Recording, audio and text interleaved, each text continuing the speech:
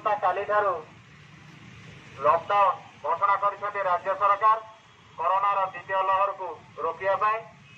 एणु आसंता काली ठारू समस्त दुकान बाजार बंद बिना काम बिना इमरजेंसी रे कई बाहर को बाहर ना केवल नित्य व्यवहार्य दुकान जमीक ग्रोसरी पनीपरिया माछ मांस अंडा इत्यादि दुकान गुड़िक खोला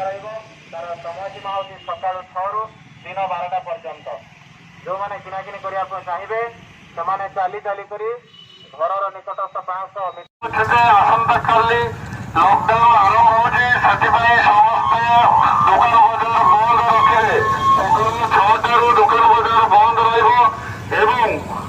सामाजिक दूरत्व रक्षा करेंगे पालन करेंगे एतद्वारा सर्वसाधारण अवगति निमंते जनाई जाए आसंता काली ठारू